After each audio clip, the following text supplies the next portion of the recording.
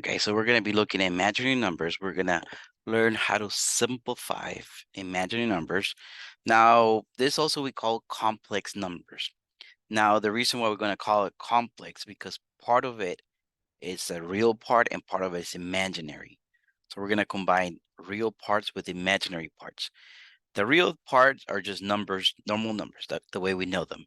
Imaginary numbers have an I next to it. Okay, so let's take a look at 81. We're going to learn first how to add and subtract, and then we're going to learn how to multiply imaginary numbers. First thing I got to do is I got to write everything without parentheses. So let me write my first parentheses, let me write -3 minus 4i. So you see the -3 is a real number. The -4 is an imaginary number. So notice how there's real numbers and imaginary numbers. The imaginary numbers are those that have an I, and the real numbers are those that don't have anything. Okay, so my first parenthesis simplifies to -3 plus 4i. My second parenthesis, because there's a plus before it, I'm just going to write it as it is. So plus 6 minus 4i. If there was a minus, I would have switched my signs. So let me just rephrase that. Let me say that again. Because of the plus sign, I don't change my signs on my parentheses. If there was a minus, I will just switch the signs. And at the end, I have a plus 3. So I have real numbers and imaginary numbers mixed. Okay, remember, real numbers are just numbers that we know. Imaginary numbers, they have an I next to it. Now, when we combine our like terms, for complex, we're going to combine the real number first. So those that don't have an I. So I'm looking at -3 plus 6 plus 3. Okay, only the real numbers, those that don't have an I. So -3 plus 6 plus 3, that's 6. Right? We know how to add numbers. So first combine the real numbers, then combine the imaginary numbers. I see -4i and a -4, right? -4 with -4 will give me -8i. So complex numbers have a real part and an imaginary part. Combine the real part first. Okay, take a look at number 82. Let me write everything without parentheses. So I'm gonna write this -5. Now the second parentheses, because of this minus in front of it, let me change that to +1 minus I. Notice how I switched the signs of the parentheses. Now this other parentheses, because of the plus sign before it, don't switch the signs. So let me write this as a -4 minus 6i. When there's a minus, switch the signs. When there's a plus, don't switch the signs. Okay, so I wrote everything without parentheses. Now let me combine the real numbers first. Let me do blue for answered. -5 plus 1 minus 4. Right? -5 plus 1 minus 4 is a -8. Now let me combine the imaginary parts. There's a -1i and there's a -6i.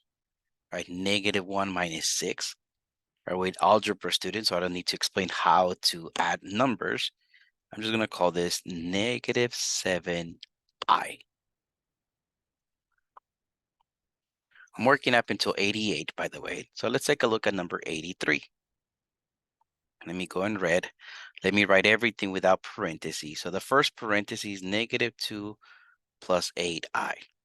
The second parentheses, because of the plus sign, don't switch the signs. So +8 plus 5i. On the last one, because of the plus sign, don't switch the signs. So -5 minus 2i. Let me combine the real part first. So -2 plus 8 minus 5. That's a 1, right? So 1. Now the imaginary parts, 8 plus 5 minus 2. That's going to give me positive 11i. Don't forget to combine the real part first and then the imaginary part. Take a look at 84. So I'm going to have 4 minus 6i. Because of the plus sign, don't switch the signs on the second parenthesis. So minus 2 plus 6i. Because this is a plus sign, don't switch the signs on the next one. So plus 2 plus 6i. When there's a minus, we switch the signs, right? We did that in question number 82. Now for my answer, let me combine the real part first. So 4 minus 2 plus 2. That's 4. For imaginary numbers, I have a negative 6 plus 6 plus 6. So it's going to give me plus 6i.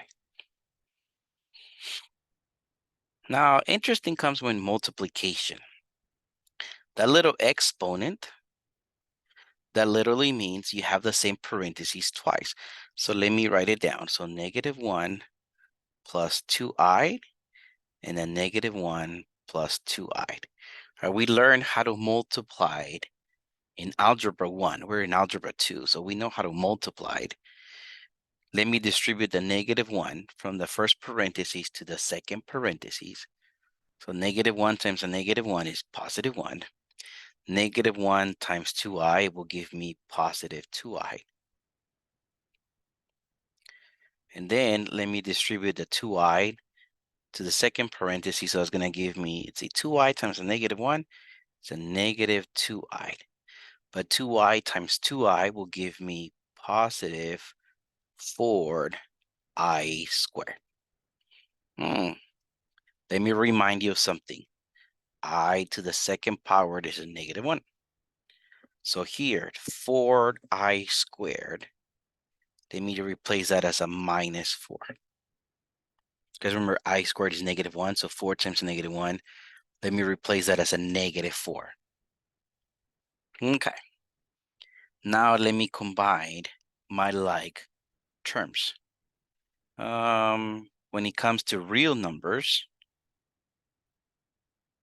I have 1 minus 4. Okay, so let me call that a negative 3.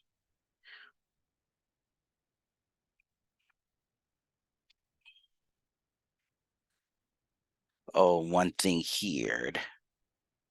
This right here is a negative 2i, right? Think I got that one right. So, okay, so that's a negative 2i. Okay, now when it comes to imaginary numbers, negative 2i minus 2i will give me negative 4i. So my answer is negative 3 minus 4i. All right, let's take a look at number 86, okay?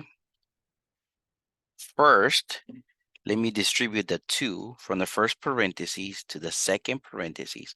So 2 times 1, 2 times 6i. Then let me distribute the negative 3i. So negative 3i times 1. And then negative 3i times 6i is negative 18i squared. But then negative 18i squared changes to plus 18. Because remember, I squared is negative 1. So negative 18i squared becomes a real number. Now let me combine my real parts. 2 plus 18. It's going to be 20. Then let me combine the imaginary parts. 12i minus 3i. It's going to be positive 9i. Let's take a look at number 87. Let me distribute the 1 from the first parentheses to the second parentheses. So it's going to give me 8 minus 6i. Let me distribute the 7i. So it's going to give me plus 56i minus 42i squared. But negative 42i squared, that basically changes to plus 42. Because remember, I squared is negative 1. So that changes to plus 42. Now let me combine my like terms. 8 plus 42 is 50. Imaginary part, negative 6 plus 56. That's going to give me plus 50i.